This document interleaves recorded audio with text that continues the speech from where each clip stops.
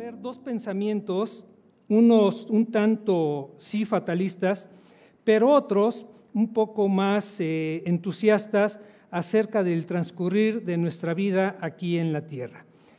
Dice este encabezado: el que tiene los días contados es el único capaz de valorar y ver lo valioso que son cada uno de ellos. Hay una película, y de hecho esta foto refleja un poco esa película, que se llama In Time o Guardián del Tiempo, cuyo tema es: la única moneda es el tiempo. El tiempo reemplaza al dinero como moneda de cambio. Esta película es de ciencia ficción, pero lo que hace referencia es de que en el futuro la gente va a poder hacer transacciones en base a tiempo. Se va a eliminar el dinero. Si tú quieres comprar, vender, si tú quieres trabajar, vas a obtener a cambio dinero o vas a proporcionar, tiempo. Esto es, si tú quieres comprar una leche, te va a costar 5 horas de tu vida. Si tú quieres trabajar, te van a pagar por 8 horas de laborar 2 días. Entonces, este reloj que traían en su brazo marcaba tu tiempo de vida. Y era un recordatorio de lo frágil y rápido que pasa el tiempo. Porque estarás de acuerdo conmigo que cuando estábamos jóvenes, o los que están ahorita jóvenes, no tienen mucha precisión sobre el tiempo. Piensan que el tiempo, de aquí a que tenga 60 años, eso yo decía hace 60 años, de aquí a que tenga 60 años. Y muchos de nuestros jóvenes, por ejemplo, ya no van a tener la oportunidad de jubilarse. Su pensión va a ser tan raquítica que los va a obligar a trabajar toda la vida, pero eso no lo visualizan, porque para ellos el tiempo pasa muy, muy lentamente. Y piensan, no, pues de aquí a que crezca, me case y cosas por el estilo. Y los que ya estamos por el 6º piso, decimos, ay, jole, qué rápido pasa el tiempo. Entonces perdemos un poco la perspectiva y es bueno aterrizarnos en este inicio de año para reflexionar un poco del pasado, pero también para visualizarlo en el futuro y ver cómo aún la palabra de Dios nos llama la atención para que tú y yo podamos tener conciencia de lo que está pasando en nuestras vidas. Un pensamiento inicial de Séneca, el filósofo griego, que dice: no es que tengamos poco tiempo, sino que perdemos mucho. Perdemos mucho tiempo. ¿Cómo perdemos el tiempo? Y tal vez las ilustraciones para poder visualizar cómo perdemos el tiempo son groseras. ¿En qué sentido? En que son muy evidentes. Por ejemplo, quien duerme mucho, más allá de lo natural, que son entre 7 y 8 horas, ¿sí?, está perdiendo el tiempo, porque su cuerpo no necesita dormir tanto. El estar tanto tiempo en las redes sociales, sin provecho y edificación, es una pérdida de tiempo. Las pláticas inútiles. No sé si se han detenido a platicar de política. Después de 2 horas entre un morenista y un priista, finalmente terminan diciendo, bueno, tú tus ideas y yo mis ideas. 2 horas perdidas sin provecho alguno.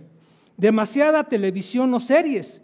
De repente por ahí se escucha, me reventé una serie de 100 capítulos en 3 días. Tú dices, 3 días, cada serie dura 30 minutos. Uf. No estoy diciendo que esté mal lo que hacemos, estoy diciendo que la demasía, el exceso, es una pérdida de tiempo. Pero esas son las maneras visibles, pero hay otras maneras ocultas que no alcanzamos a distinguir, que son pérdidas de tiempo. Por ejemplo, peleas en el matrimonio, el dejarnos de hablar, el tener rencores, el no solicitar el perdón o pedir el perdón, hace que perdamos tiempo. Muchas veces ese tipo de problemas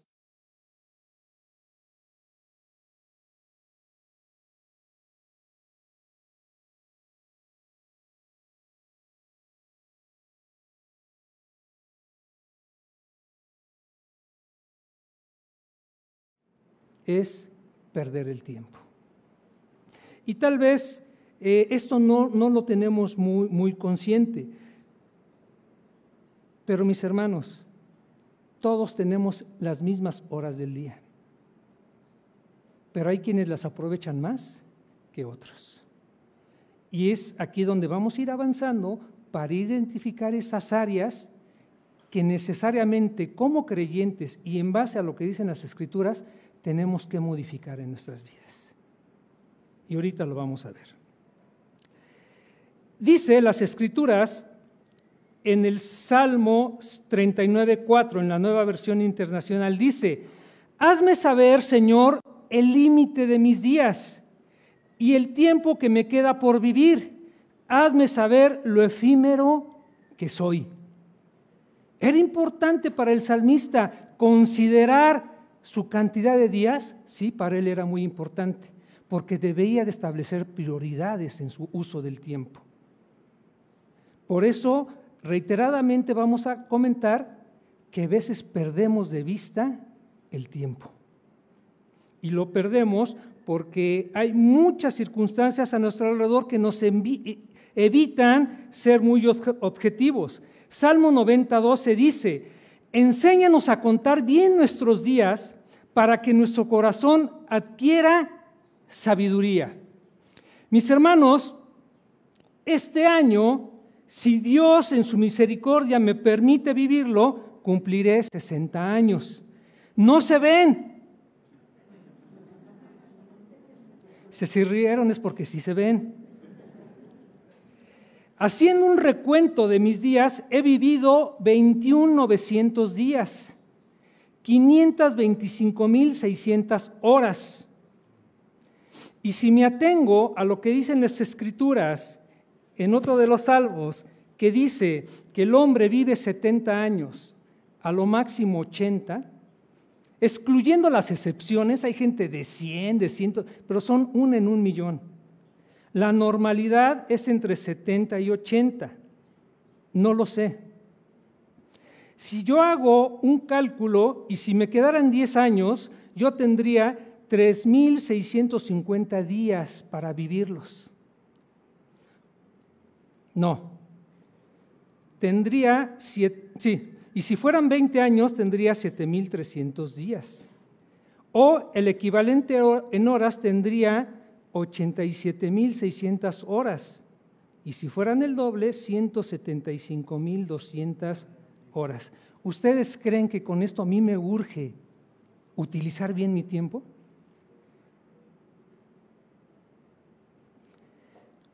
Cuando estaba joven, yo decía: ay, ya quiero entrar a la prepa.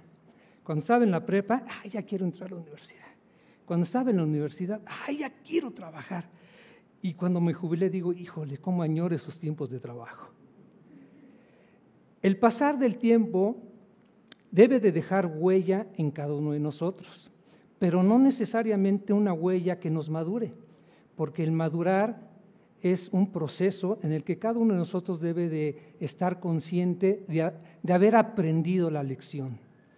Hay adultos mayores que parecen niños, que parecen jóvenes, que parecen adolescentes en su manera de visualizar las cosas. De hecho, se ha distorsionado tanto las edades y los tiempos que ya no coinciden con lo natural que a lo mejor los de mi generación lo vivieron.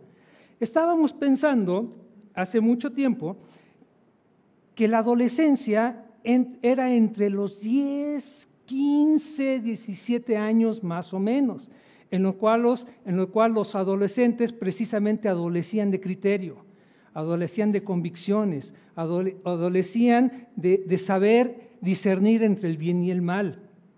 Bueno, en el ahora hay adolescentes de 25 y de 30 años, porque no han entendido que con el paso del tiempo debemos ¿de qué? De adquirir sabiduría. Esto es más enfático en los creyentes. ¿Por qué? Porque todo lo que hacemos debe de tener un propósito. No vivimos por vivir. No estamos aquí para ver qué pasa. Y más adelante vamos a ver que tú y yo estamos llamados a cumplir un propósito. Y si no lo sabemos, tenemos que buscarlo. Porque he escuchado luego expresiones donde dicen, ay, voy a ser papá, pero el niño no trae instructivo. Y yo me quedo pensando, pues que no ha leído la Biblia. O luego gente que se va a casar, es que no hay escuela para casamiento. Pues no has leído la Biblia. O voy a entrar a trabajar, pero ¿cómo quisiera un manual de cómo comportarme? Pues ahí está la Biblia. En todo tenemos un propósito. Y en el pasar del tiempo, el creyente debería de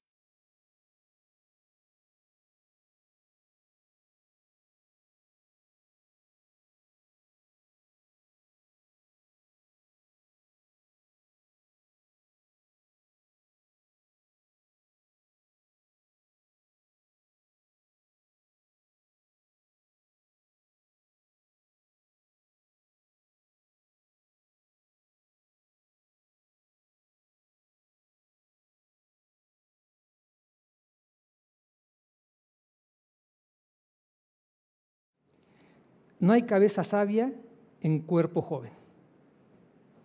¿Sí o no? ¿Estamos de acuerdo? Tal vez los jóvenes digan, ¿qué quiso decir? Bueno, que conforme pasa el tiempo, realmente tenemos que nosotros ir adquiriendo esas habilidades, esa visión de la vida.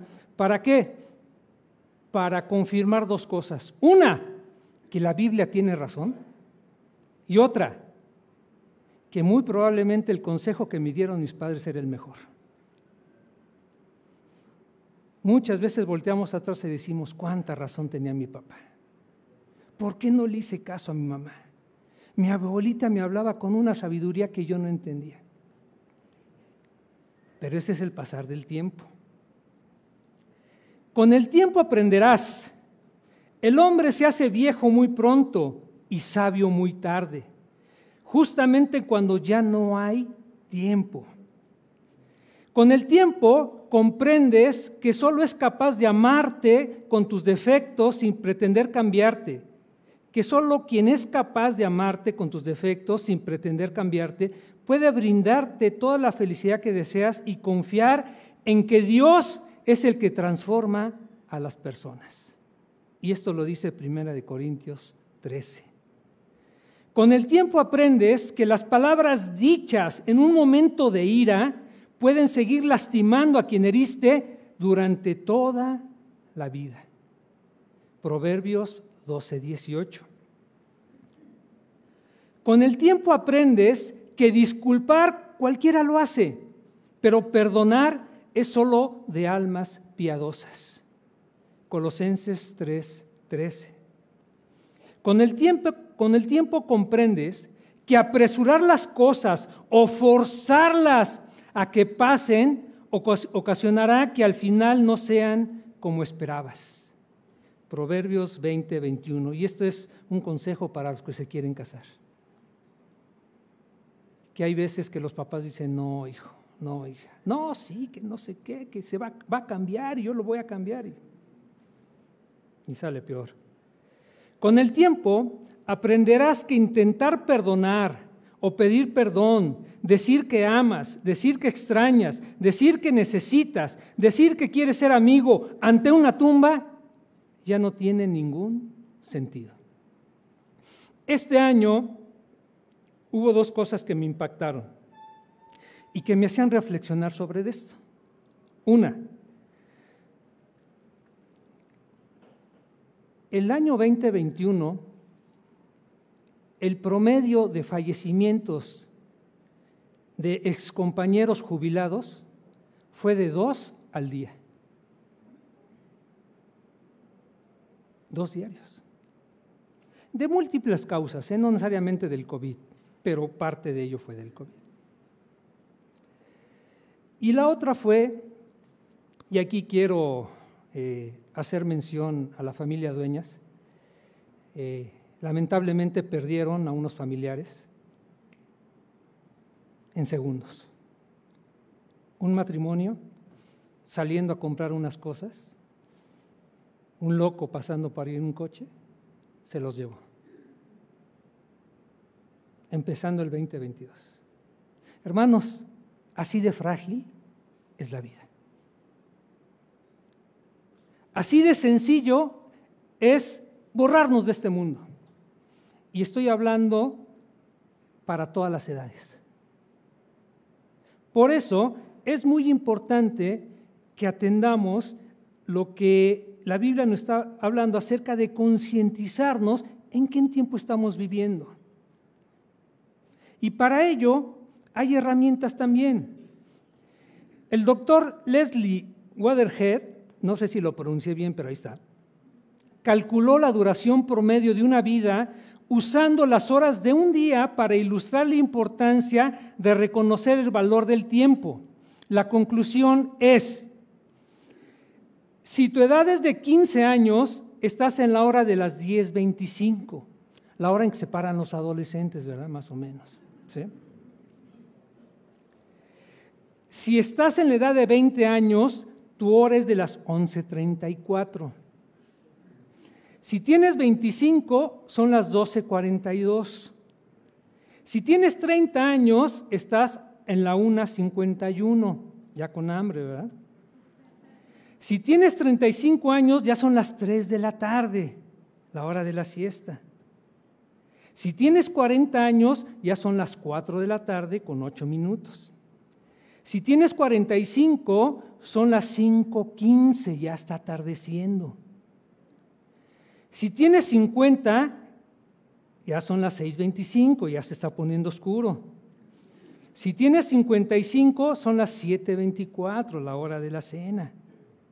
Si tienes 60, ya son las 8:42, la hora de las telenovelas. Si tienes 65, son las 9:15, la hora de los noticieros. Si tienes 70, son las 11 de la noche. Suena duro, ¿verdad? Suena fatalista, suena como que, ay Dios, ya rayo este piso y estoy en esta hora. Aquí lo importante, mis hermanos, es despertar un poco sobre la necesidad que tenemos de visualizarnos y de ver que estamos en una etapa que, si bien suena un poco ruda en estos términos, después vamos a ver la versión judía de visualizar los tiempos, pero es necesario que estemos conscientes en el lugar en el que estamos. Me llama la atención que, por ejemplo, muchos jóvenes están postergando la maternidad por realizar sus propias vidas. La gran mayoría son pensamientos egoístas. Estás pensando en ti mismo, cuando la voluntad de Dios en un matrimonio es la procreación, el dejar un legado, la continuidad de una generación. Pero muchos jóvenes están siendo padres a los 30, 35, 40 años, cuando ya deberían de estar instruyendo a adolescentes, apenas están cambiando pañales.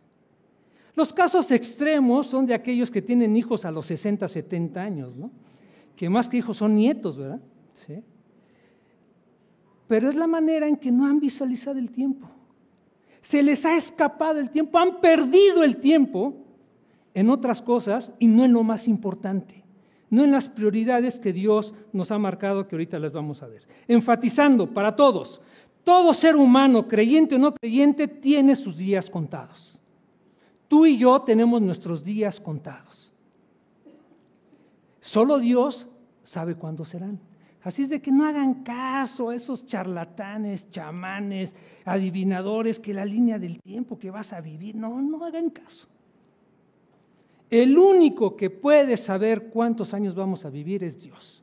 ¿Y saben qué? No nos los va a decir. No te va a decir cuántos años.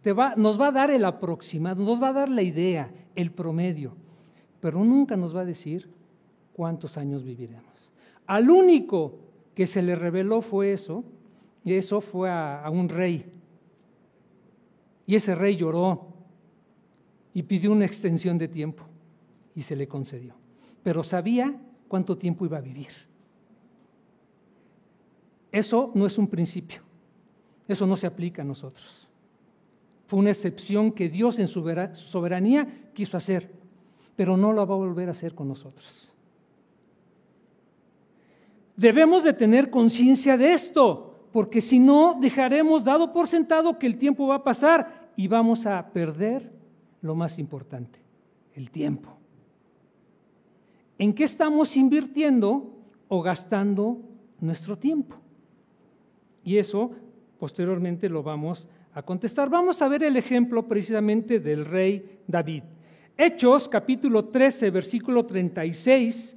Si quieren abrir su Biblia, por favor, Hechos capítulo 13, versículos 33, nos da un ejemplo de la vida de David.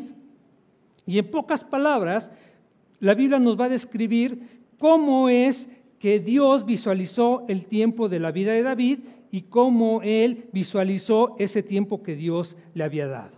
Dice, ciertamente David, después de servir a su propia generación conforme al propósito de Dios, murió, fue sepultado con sus antepasados y su cuerpo sufrió la corrupción. Entonces, ¿qué describe en un versículo Dios acerca del propósito de una vida? Primeramente, David, y está refiriendo al rey David, no el que cantó las mañanitas, que no sé si sea el mismo, pero no he visto ningún salmo que diga estas son las mañanitas, ¿verdad? Pero bueno, el rey David, si hacemos un poco historia, David empezó su reinado a los 30 años, pero no ejerció el reinado sino 10 años después. Si conocemos un poco la historia que viene en Samuel, dice que David fue ungido, pero Saúl todavía reinaba, hasta que murió Saúl. ¿Okay? Y más o menos pasaron 10 años hasta que ejerció David el reinado. Entonces podemos suponer que David comenzó su reinado a los 40 años y gobernó 40 años. Quiere decir que más o menos murió por ahí de los 80 años, más o menos. ¿Ok? Entonces, ¿en qué aplicó David su tiempo? Dice la Escritura, ciertamente David, después de servir, y aquí está la definición de la vida de David. David sirvió. Este vocablo no es en el sentido de haber sido útil, fue útil. Lo que él está diciendo, y esta palabra es muy interesante porque viene de jupereteo, hacer el servicio de juperetes. Esto es de un esclavo que propiamente era el remero de una nave, y ese remero, ese esclavo, era la posición más baja del barco y de mayor demanda de esfuerzo. Un esclavo o juperete es aquel que estaba atado a los remos de un barco y que debería de ir al ritmo que le marcaban. Y no era opcional si quería o no, era obligado a hacerlo, porque era esclavo y no tenía ni voz ni voto, tenía que hacer lo que se le decía. Es interesante ver cómo la Biblia describe a aquellos que sirven, los describe como esclavos, como servidores. Y en este caso, la Biblia nos está testimoniando que el rey David no se sirvió de su pueblo, sirvió a su pueblo. El propósito de Dios para poner a David en el reino de Israel era que David cumpliera los propósitos de Dios como un siervo, como un esclavo, como aquel que no puede replicar, pero ¿por qué esto? ¿Pero por qué aquello? Porque él estaba para servir. ¿Cómo visualizan los judíos el tiempo? De 0 a 5 años es la crianza y cuidados como cualquier niño natural, ¿verdad? De 0 a 5 años los niños son unos inútiles, ¿ok? Nada más comen, crecen y todo ello. Entonces nada más lloran y piden y todo eso, pero están en fase de crianza, está bien. De 5 a 8 años es la edad de la lectura y del aprendizaje, qué interesante. A los 5 años las familias judías enseñan a leer a sus niños. ¿Y qué creen que les enseñan a leer? La Torá, los 5 libros de Moisés. Los empiezan a leer y es la base de su aprendizaje. Tiene un doble efecto, que aprendan a leer y que después entiendan lo que ya saben leer. Pero ese es un proceso. De 9 a 11 años es el inicio de la conciencia y responsabilidad. Esto es, lo que ya aprendiste y hasta memorizaste, porque les inculcaban que memorizaran los 5 libros de Moisés, ¿sí? Les daban conciencia, lo que tú leíste aquí quiere decir esto. Entonces les empezaban a enseñar a discernir entre el bien y el mal, entre la responsabilidad y la ociosidad, en que ellos tenían capacidades para hacer cosas. No eran niños bonitos sin hacer nada. Tenían responsabilidad y se les asignaba responsabilidades dentro de casa entre los 9 y los 11 años. De 12 a 17 años ya pueden hacerse responsables de sus acciones y en muchas ocasiones se les juzgaba como adultos. ¿Por qué? Y esto es algo coherente, porque ya tenían conocimiento del bien y del mal. Entonces no era pretexto de que, ay, yo no sabía. Claro que sí sabías, porque la Torá lo dice. Honrar a los padres, no contestar a los padres, contribuir con... Todo eso está descrito. Entonces no me digas que no lo sabes. Entonces muchas veces eran juzgados como adultos. De los 12 a los 17 años, ellos ya tenían que hacerse cargo de todo lo que ellos emprendieran. ¿Por qué? Porque ya tenían un criterio moral. ¿Qué quiere decir un criterio moral? Ya sabían que esto está bien y que esto está mal. Por lo tanto, no tenían pretexto. De ahí que se deriva para los niños el bar mitzvah y para las mujeres el bat mitzvah, o al revés, no sé cómo está. Bueno, de 18 a 20 años ya los empujaban a casarse. ¡Órale, a casarse! Y obviamente eran matrimonios concertados, ¿verdad? Que a ver, Isaac, vamos a buscarte a tu Rebeca. Que a ver, Jacob, vamos a buscarte a tu Raquel. Y así eran matrimonios concertados, pero ya estaban en la posibilidad de entender, de saber lo que era ir al matrimonio. Y esto no era un juego, no era una moda, no era una pretensión de los padres, una necesidad de que ellos crecieran y maduraran. Porque uno de los propósitos del matrimonio es hacer de 2 uno, y todas las implicaciones que lleva todo eso. De los 20 a los 40, la etapa de mayor vigor y libertad para forjarse su futuro y ganarse el sustento, emprendimiento, hacer negocios, a trabajar, a buscar el sustento, nada de ser mantenido por el papi, a trabajar. De ahí que muchos padres dejaban a sus hijos ya a cargo de los negocios, los enseñaban a trabajar, no estaba peleado el estudio con el trabajo, muchas veces lo hacían a la par, pero era la etapa en que se explotaba su mayor fuerza física. De hecho, a los 30 años, hasta los 30 años podían ministrar en el templo, antes no podían hacerlo. De ahí que el Señor Jesucristo empezó su ministerio a los 30 años, porque tenía esta parte de la conciencia y de la tradición de los judíos. Pero fíjense lo interesante a partir de los 40 años. A los 40 años es la fase del entendimiento. Ahora entiendo por qué mis padres me forzaban a esto. Ahora entiendo por qué mis padres me decían esto. Ahora entiendo por qué la Torá o el Antiguo Testamento me está diciendo esto. Se empieza a caer el 20. ¿Qué razón tenía mi padre? ¿Qué razón tenía mi madre? A los 50 ya son capaces de dar consejo a la generación que viene. No, mira, no la riegues, haz esto, la Biblia dice esto, tus padres seguramente dicen esto. Es la fase de explotar ese conocimiento que ya van adquiriendo.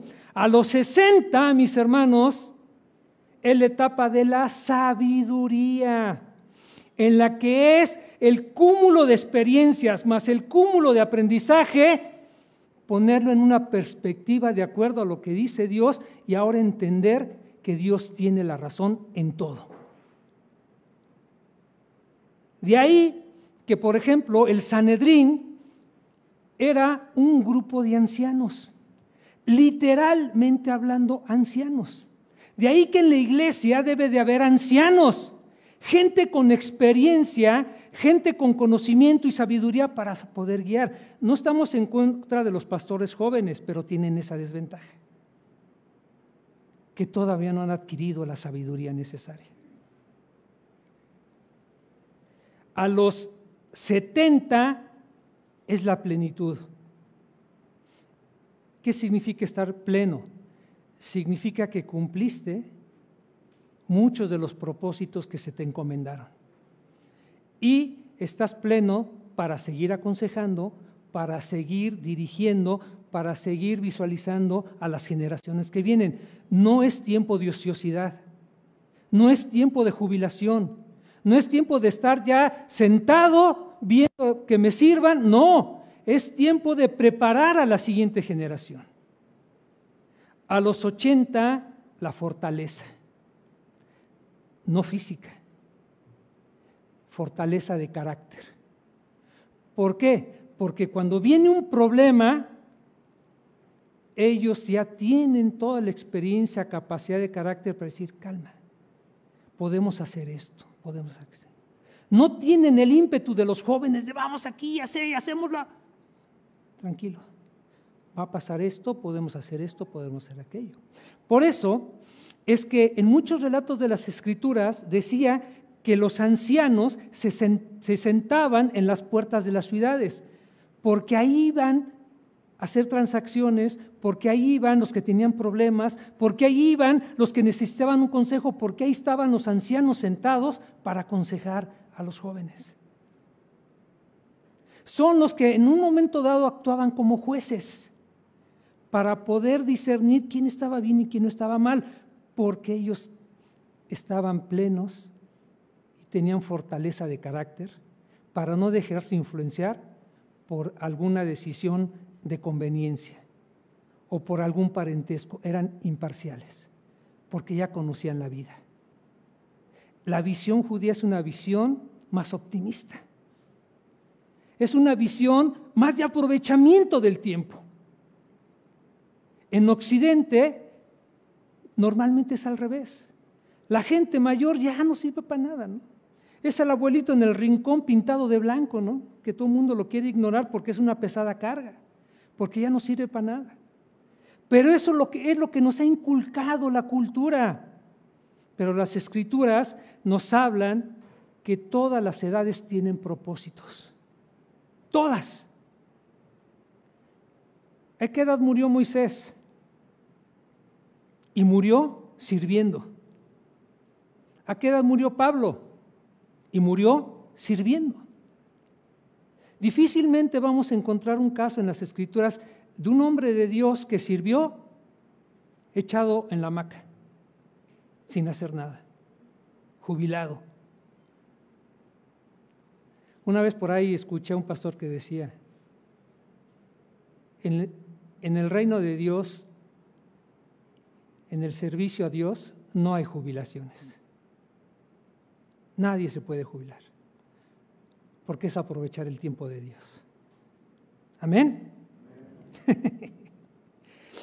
Hechos 13:33, continuamos. Ciertamente David, después de servir, después de ser esclavo, después de ser juperete, a su propia generación. Entonces ya nos está marcando que David fue acotado a un tiempo de vida.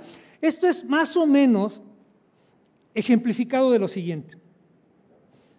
Sobre todo las amas de casa me van a orientar más. ¿Qué es lo primero que se fijan ustedes, hermanas, y también los varones, cuando quieren comprar algo? Algo comestible. La fecha de caducidad, ¿verdad? Porque si la fecha de caducidad, aunque sea una oferta y dice, ya caducó hoy, pues tú dices, bueno, ¿de qué se echa a perder a que me lo coma? Pero si la fecha de caducidad dice hasta el 2023, tú dices, tiene un año de vigencia, tiene un año de servicio que me va a ser útil. Bueno, cuando David sirvió a su generación, estaba acotado a un tiempo en el que él debería de ser útil para los propios que vivían a su alrededor. Muchos de nosotros somos de generaciones diferentes. Yo soy generación 1962. Ya están haciendo cuentas, sí, estoy próximo a cumplir 60 años. Y dicen por ahí un dicho, alguien me lo dijo, que como creyentes nuestra responsabilidad es ganar a los de nuestra propia generación. ¿Por qué? Pues porque van a vivir más o menos el tiempo de nosotros. A diferencia de las generaciones del 2000, 2010, que todavía tienen un buen rango y que ya es su responsabilidad ganar a esas generaciones. Normalmente una generación es de 40 años de vida útil en el aspecto de trabajo, más o menos, ¿ok? No quiere decir que después de 40 años ya, ahí nos vemos lo que sigue, ¿no? Esto es para darnos una idea de lo finito que somos, de lo finito que tenemos nuestros días en cuanto al servicio, en cuanto a dar ese esfuerzo y esa capacidad que Dios nos ha dado. Ahora, eso de servir y con tiempo limitado, precisamente estas palabras nos aterrizan a que si yo voy a servir durante el tiempo, debe de ser con un propósito. Yo no puedo servir a tientas y a locas, ¿verdad? Como aquellos jóvenes que entran a una escuela y después se desertaron, que porque no les gustó, entran a otra y así se la pasan semestre tras semestre y nomás perdieron el tiempo y no hicieron nada. Y al final del día dicen, pues no sé qué hacer. No. Dios tiene propósitos bien definidos para cada uno de sus hijos. Y lo vamos a desglosar. Porque Dios nos ha creado con los propósitos muy claros en todas las áreas del quehacer del hombre. Y la base fundamental es Isaías 43:13, que dice, todos los llamados de mi nombre, para gloria mía los he creado, los formé y los hice. Entonces, ¿cuál es el propósito general para todos los creyentes? Que todo lo que hagamos de palabra o de hecho sea para la gloria de Dios. Por lo tanto, hay propósitos en haber nacido hombre, hay propósito en haber nacido mujer, hay propósito en que seas soltero, hay propósito en que seas casado, hay propósito en que seas joven o adulto, hay propósito en que trabajes secularmente o trabajes en el ministerio. En todo y por todo siempre va a haber un propósito. Y ¿saben qué, mis hermanos? Saber cuál es el propósito te impulsa a lograrlo. El no saber ni para qué sirvo es perder el tiempo.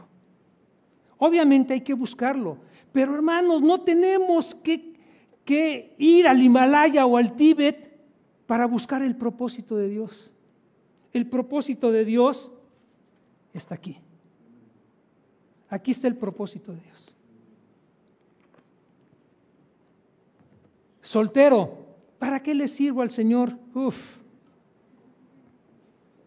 Con tus energías, con tu tiempo, con todo lo que tienes a tu favor, puede ser de gran utilidad para el Señor. Es más, 1 Corintios dice, el soltero no tiene necesidad de agradar a alguien, solamente agradar a su Señor, porque el casado tiene que agradar a su pareja. Entonces, ¿hay propósito en la soltería? Claro, hay propósito. ¿Hay propósito de ser casado? Claro que hay propósito. Que mi matrimonio refleje la gloria de Dios. Por lo tanto, ¿cómo voy a reflejar la gloria de Dios en mi matrimonio? Efesios 5 lo dice. Así como Cristo amó a la iglesia, así el marido ame a su mujer y la mujer respete al marido. ¿Hay propósito? Claro, ahí está. Hay propósito en que pues ya no tengo pareja, viudo, divorciado. Claro, claro que hay. Y es buscar la gloria de Dios en todo lo que haces. Oye, pastor, pero es que yo me la paso todo el tiempo en el trabajo y yo quisiera andar en el ministerio, pero no puedo. ¿Cuál es tu propósito de trabajo? A lo mejor Dios te llamó a hacer negocios. Y con la riqueza que generes, puedes enriquecer para que se expande la gloria de Dios, ayudando a misioneros, ayudando a la iglesia, haciendo labor social. Claro que hay propósito. No necesariamente se le sirve al Señor en el ministerio. En el hogar se le puede servir. En una ocasión, una ancianita le dice al pastor: pastor, ¿en qué puedo ser útil? No me puedo mover, ya me traen en silla de ruedas. Hermana, usted tiene una gran ventaja. Puede orar. Y ese puede ser su ministerio. Orar por las necesidades del pastor, de los jóvenes, de los matrimonios. Claro que hay propósito en eso. Pero tenemos que quitarnos esas ideas de Occidente, de la cultura mexicana, de que ya siendo adulto no sirvo para nada. Claro que sirves.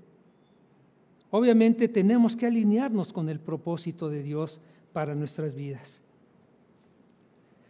Esta palabra propósito viene de voluntad, plan, decisión o acuerdo que Dios designó para David.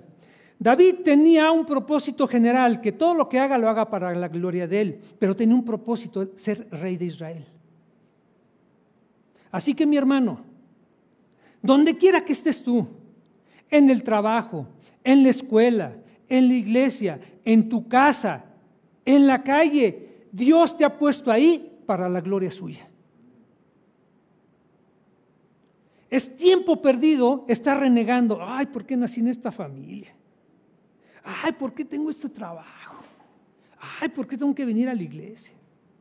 Es tiempo perdido estar pensando en eso. Más bien, agradecer a Dios y buscar el propósito de Dios. Porque, ¿quién nos dice que en la posición en la que estás, tú puedes darle testimonio a alguien que necesita de Cristo? Entonces hay propósito, mis hermanos, hay propósito. Aún que nos movamos de estado, de ciudad, de iglesia, hay propósitos en todo ello, siempre y cuando busquemos la voluntad de Dios, ¿verdad?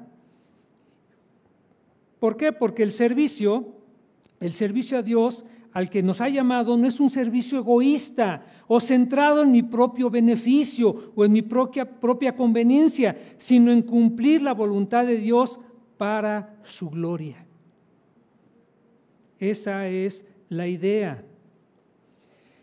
Y dice finalmente el versículo: ciertamente David, después de servir a su propia generación conforme al propósito de Dios, murió, caducó, pelas, ya, murió. Fue sepultado con sus antepasados y su cuerpo sufrió corrupción. ¿Qué significa? Al olvido. Lo que sigue, la generación que sigue.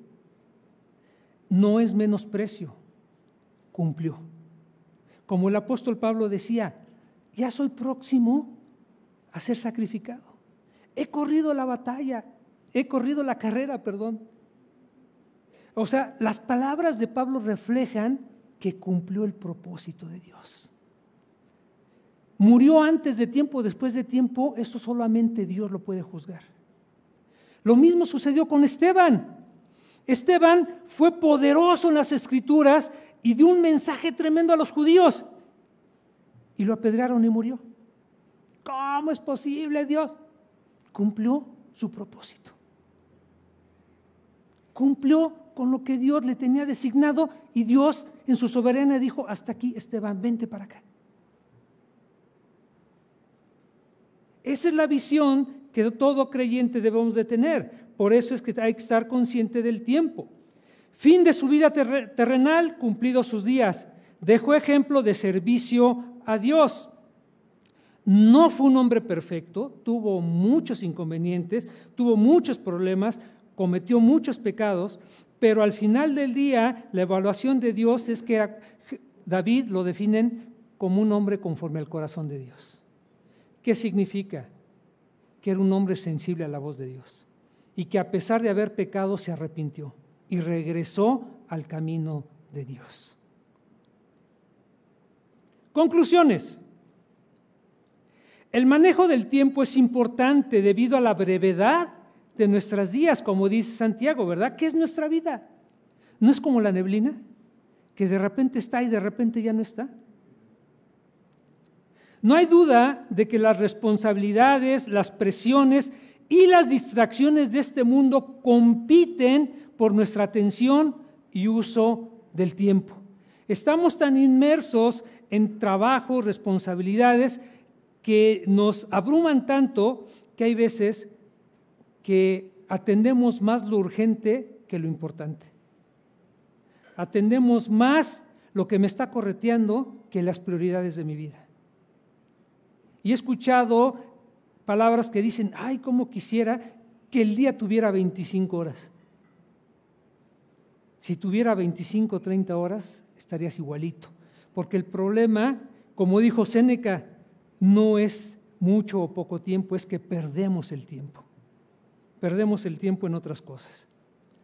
En todos nuestros emprendimientos, relaciones, trabajos, estudios, servicio a los demás, los detalles administrativos de nuestra vida, cuidado de la salud, descanso, recreación, etcétera, nuestro objetivo principal es Dios.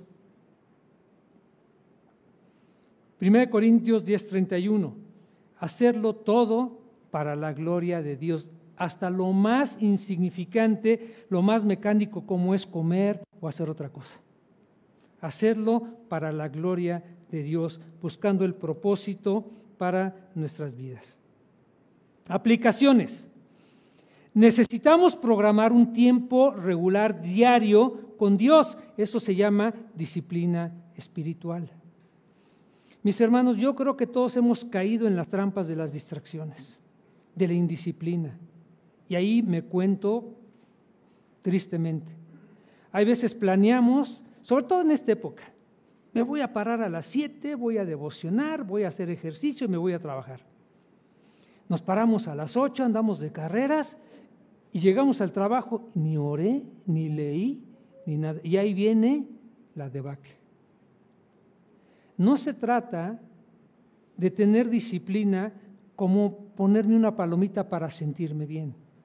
Se trata de cumplir el propósito de Dios, a lo que fuimos llamados para aprovechar el tiempo de Dios. Y si mi tiempo de aprovechamiento es en la mañana, hazlo. Si es en la tarde, hazlo. Si es en la noche, hazlo. No nos vayamos a los extremos legalistas. Ay, es que yo como el Señor de madrugada. Está bien, hazlo. Hay quienes de madrugada no. Hay quienes que a mediodía están en pleno y pueden tenerlo, otros en la noche. Está bien. El punto es tener nuestra disciplina espiritual. Considere qué cosas Dios estima valiosas. Piense en lo que Él lo ha llamado específicamente a hacer. Quiero enfatizar, ser, como lo dijo Javier, primero el ser y después el hacer.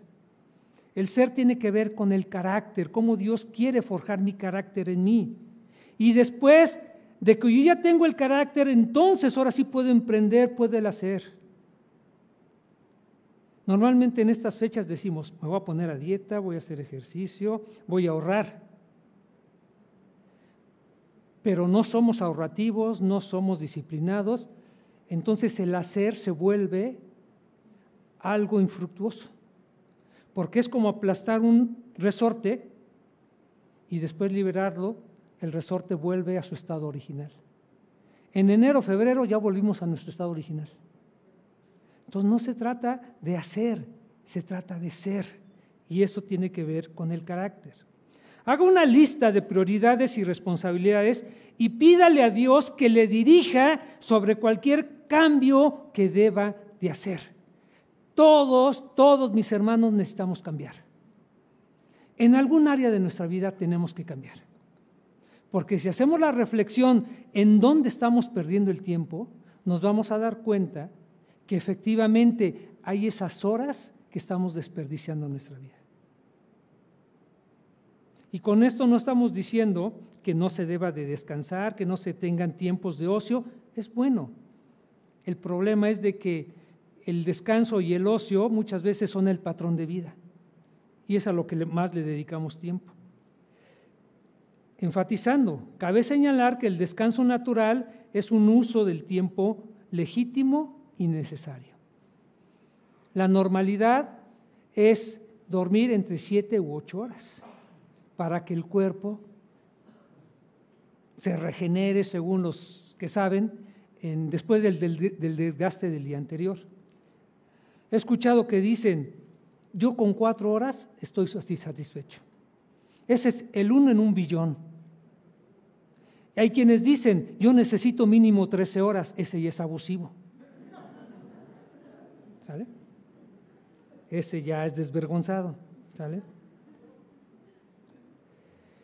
Respecto al uso del tiempo, debemos poner nuestro enfoque en lo que es eterno, en contraposición a los placeres efímeros de este mundo pasajero. Buscar las cosas de arriba, donde está Cristo, y despojémonos de las cosas de este mundo. El tiempo que pasamos con Dios y el conocerle a través de la lectura y estudio de su palabra y la oración nunca es una pérdida de tiempo. El tiempo que pasamos para la edificación en la iglesia, evangelizar y para servir a los demás con el amor de Dios es un tiempo bien empleado. Y aquí una exhortación, mis hermanos. Denle prioridad venir a la iglesia, porque es un tiempo bien aprovechado. Pero vengan sin prisas, vengan sin cargas presionantes de salirse.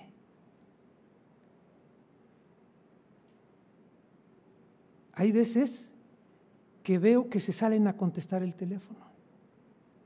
No digo que esté mal, pero yo digo que el que le habló no sabe que está en un servicio. Hay que instruir a nuestra familia, hay que instruir a los que están fuera de nuestro hogar y decirles, de 10 a 12 o de 12 y media a 2, no me molestes, no te voy a contestar. Extremas urgencias, casi nunca hay. Hay quienes, híjole, ya van a llegar a la casa, es que los cité a las 2 y no para de hablar. ¿Ustedes creen que se le va a quedar algo? Está más pensando en sus visitas, que a lo mejor es su suegra. Pero inclusive, suegra, venga a las 4 de la tarde, porque de 12 y media a 2, 3, yo estoy con mi familia espiritual. Caray, va a decir, caray, las amas más que a mí.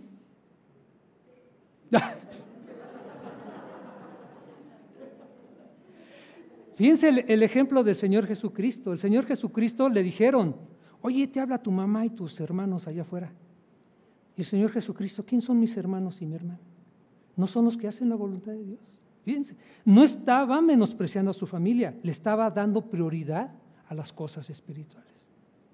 Entonces, hermanos, hay que venir a la iglesia sin cargas, sin presiones, para disfrutar la palabra de Dios, para disfrutar la compañía de los hermanos. ¿Quién dice si uno de los propósitos al venir es que tú puedas consolar a un hermano? Tú puedas ministrar a un hermano, tú puedas acercarte a un invitado y darle el evangelio.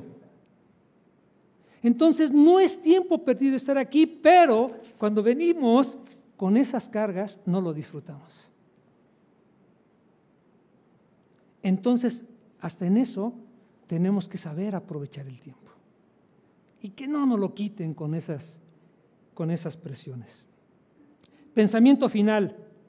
Mirad pues con diligencia cómo andéis, no como necios, sino como sabios, aprovechando bien el tiempo, porque los días son malos.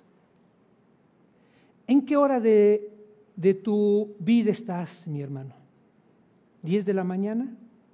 ¿12? 1, 3, a las 6, a las 7. ¿Se dan cuenta que el margen entre las horas que vimos se reducía cada vez? Entonces, tenemos que aprovechar el tiempo. Amén. Preguntas para reflexionar a la hora de comer en la familia. Después de comer, no antes, porque antes hay pleito porque todo el mundo tiene hambre.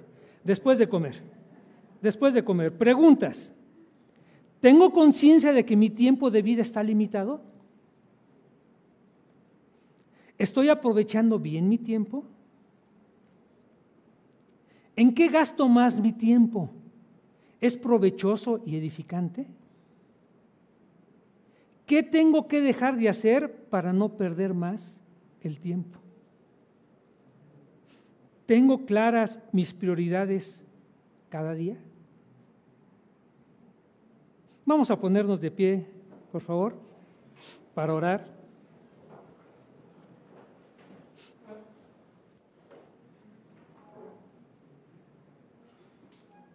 Y les voy a pedir que inclinen su rostro, cierren sus ojos, porque tenemos que reflexionar en lo siguiente. Muy probablemente tú y yo hemos estado perdiendo el tiempo. Nos hemos desviado del propósito de Dios para nuestra vida, muy probablemente atendiendo placeres egoístas o metas personales que no están alineadas con el propósito de Dios para mi vida. Probablemente tú y yo hemos gastado mucho tiempo en cosas inútiles y necesarias, más que edificarnos. Probablemente tú y yo hemos caído en la trampa de las distracciones en demasía de nuestras vidas que nos han alejado de las disciplinas espirituales.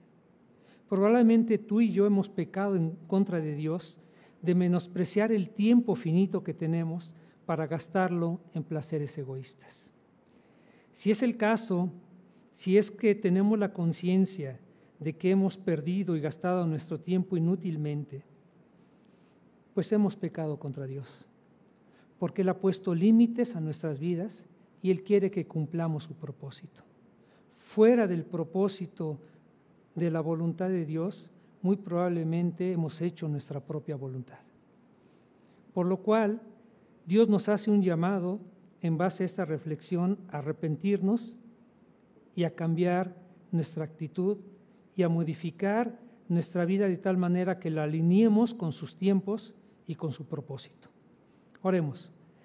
Señor, en esta tarde agradecemos que nos hagas sensibles al tiempo de vida que tú nos permites tener, que no sabemos cuánto es, pero estamos claros de que es muy frágil la vida física, Señor.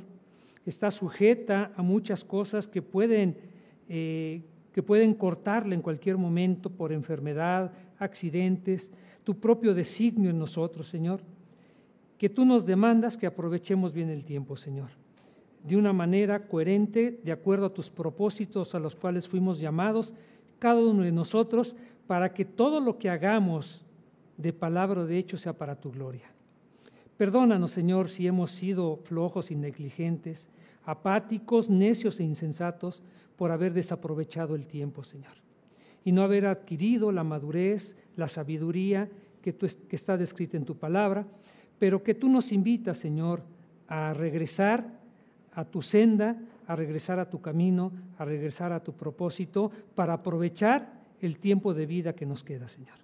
Gracias, Padre, por esas oportunidades que nos das y porque en tu palabra nos llamas la atención sobre los días limitados que tenemos cada uno de nosotros, pero que bien aprovechados podríamos exclamar como el apóstol Pablo: he corrido la carrera, he ganado la batalla y nos espera un futuro glorioso con Cristo. Gracias por este tiempo y pedimos tu bendición para el resto del día, en el nombre de Cristo Jesús nuestro Señor. Amén. Dios les bendiga, hermanos. Nos vemos dentro de 8 días, si Dios lo permite.